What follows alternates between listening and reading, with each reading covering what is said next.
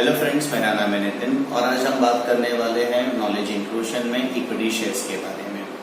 अब कंपनी को जब भी फंड की जरूरत होती है, कंपनी मार्केट में इक्विटी शेयर्स इशू करते हैं, कंपनी मार्केट में प्रेफरेंस शेयर्स इशू करते हैं, कंपनी मार्केट में बॉन्ड्स इशू करती है, कंपनी पब्लिक से डिपॉजिट एक्सेप्ट करती है, कंपनी को अगर फिर भी और ज्यादा पैसे की जरूरत है कंपनी बैंक से लोन भी लेती है।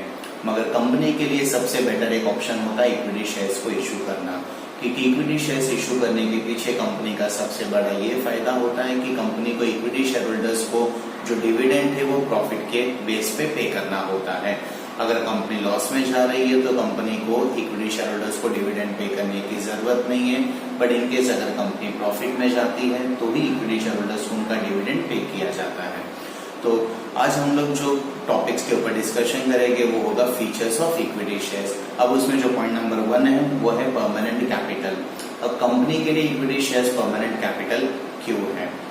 क्योंकि मान लीजिए जैसे आपने किसी कंपनी का इक्विटी शेयर्स खरीदा है 1 लाख रुपए का 2019 में, अब 2021 में आपको पैसे की जरूरत है, डेफिनेटली आपका पैसा आपको मिलेगा, मगर कंपनी आपका पैसा आपको नहीं देगी। अगर आपको आपके पैसे की जरूरत है तो आप इसे मार्केट में बेच के अपना पैसा आप ले सकते हो। इसका मतलब ये है कि आपने जो पैसा कंपनी को दिया है वो कंपनी के पास हमेशा परमानेंट रह जाएगा। कंपनी वो पैसा आपको रिटर्न कभी नहीं देगी, मगर आपके पास ऑप्शन है, आप अपने शेयर्स को किसी और को बेच के आप अपना पैसा उसे रिकवर करवा सकते हो। इसलिए कंपनी के लिए एक परमानेंट कैपिटल की तरह काम आता है। पॉइंट नंबर 2 है फ्लक्चुएटिंग डिविडेंड। जैसा हम लोग ने इंट्रोडक्शन में डिस्कशन किया था, इक्विटी शेयर्स कंपनी के लिए ज्यादा प्रॉफिटेबल इसीलिए होता है क्योंकि इनकेस अगर कंपनी लॉस कर रही है तो कंपनी को इक्विटी शेयर होल्डर्स को डिविडेंड पे करने की जरूरत नहीं है। अगर कंपनी प्रॉफिट करती है तो डेफिनेटली कंपनी को इक्विटी शेयर होल्डर्स को डिविडेंड पे करना है। अब इनका डिविडेंड फ्लक्चुएटिंग क्यों होता है? क्योंकि अगर कंपनी ज्यादा प्रॉफिट करती है तो उनको ज्यादा डिविडेंड पे करना है, अगर कंपनी कम प्रॉफिट करती है तो उनको कम प्रॉफिट पे करना है, अगर कंपनी लॉस करती है तो कंपनी को अपने इक्विटी शेयर होल्डर्स को कोई भी अमाउंट पे करने की जरूरत नहीं है। इसका मतलब ये है कि इक्विटी शेयर होल्डर्स का जो डिविडेंड है वो कभी भी फिक्स नहीं होता है, एवरी ईयर उनका डिविडेंड चेंज होते रहता है। थर्ड पॉइंट आता है रिस्क। अब इक्विटी शेयर होल्डर्स के लिए इक्विटी शेयर्स रिस्की क्यों है? पहली बात यह है कि उनका जो रेट ऑफ डिविडेंड है वो फिक्स नहीं होता है। Rate of dividend every year change होता है, ये कंपनी के प्रॉफिट के ऊपर डिपेंड करता है। दूसरा रिस्क ये होता है कि अगर इक्विटी शेयर होल्डर्स को पैसे की जरूरत है तो कंपनी डेफिनेटली उनसे वो शेयर्स खरीदेगी नहीं। शेयर्स को आपको मार्केट में किसी को बेचना होगा, मार्केट में बेचने के लिए आपको मार्केट में कोई बायर भी तो इमीडिएटली मिलना चाहिए। इसलिए इक्विटी शेयर होल्डर्स के लिए कई बार रिस्की हो जाता है। उसके बाद का जो पॉइंट है वो है face value. Generally equity share holders का जो फेस वैल्यू होता है वो 10 रुपीज होता है।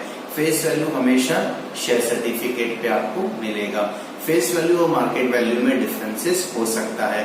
मार्केट वैल्यू डिपेंड करता है कि इक्विटी शेयर का मार्केट में डिमांड और सप्लाई कितना है, वो डिमांड और सप्लाई के बेसिस पे मार्केट वैल्यू होता है। तो फेस वैल्यू वो वैल्यू है जो शेयर सर्टिफिकेट पे लिखा हुआ होता है और इक्विटी शेयर्स का फेस वैल्यू जनरली 10 रुपीज होता है। नेक्स्ट आता है बोनस शेयर्स। अब डेफिनेटली अगर इक्विटी शेयर होल्डर्स इतना रिस्क लेते हैं तो कंपनी का भी तो ये ड्यूटी बनता है कि अगर कंपनी बहुत ज्यादा प्रॉफिट अर्न करती है तो उनको डिविडेंड तो देना ही है, मगर डिविडेंड के साथ साथ कंपनी उनको बोनस शेयर्स भी ऑफर करता है।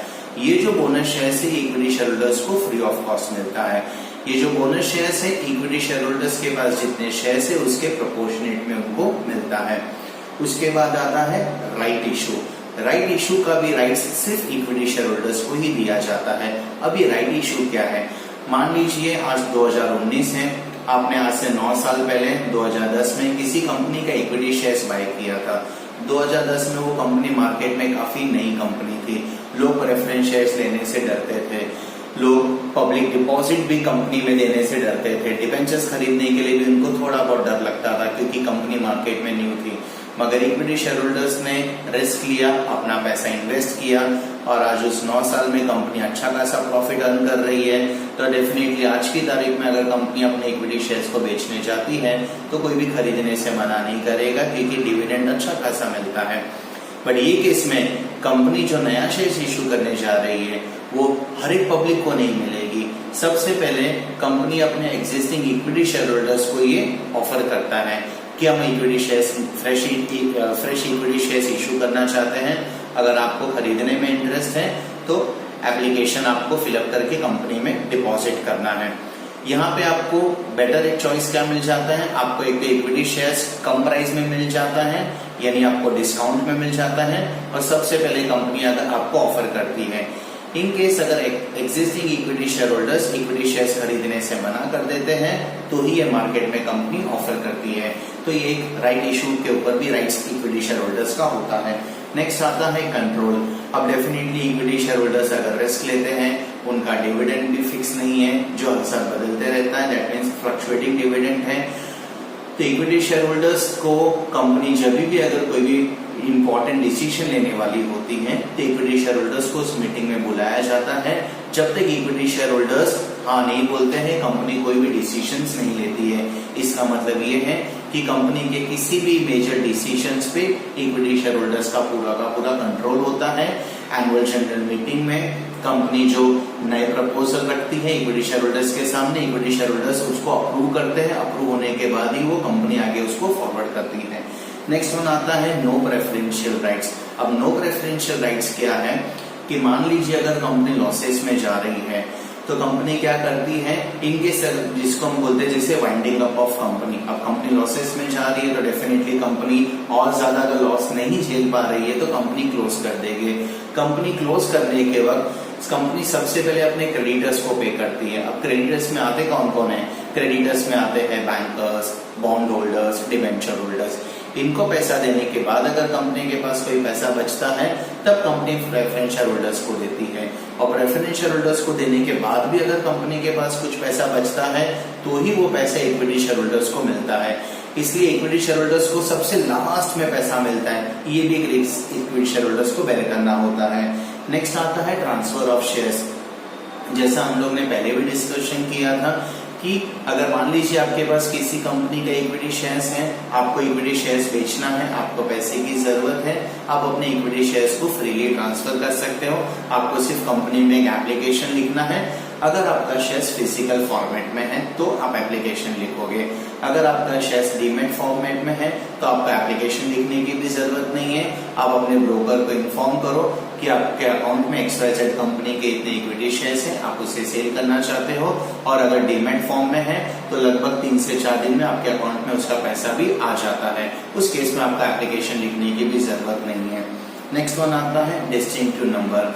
आप जब भी इक्विटी शेयर्स बाय करोगे डेफिनेटली आपको शेयर सर्टिफिकेट मिलेगा।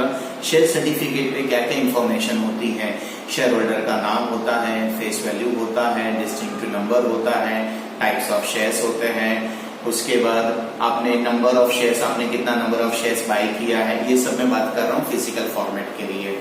डीमेट फॉर्म में नॉर्मली आपको शेयर सर्टिफिकेट मिलता नहीं है। तो अगर आपके पास शेयर सर्टिफिकेट है तो आपको डेफिनेटली हर एक शेयर सर्टिफिकेट में डिस्टिंक्टिव नंबर मिलता है। वो डिस्टिंक्टिव नंबर शेयर होल्डर को आइडेंटिफाई करने में काम आता है। तो आज हमने डिस्कस किया था what are the features of equity shares. हम जो नेक्स्ट टॉपिक डिस्कस करने वाले हैं हम उसमें डिस्कशन करेंगे what are the types of preference shares.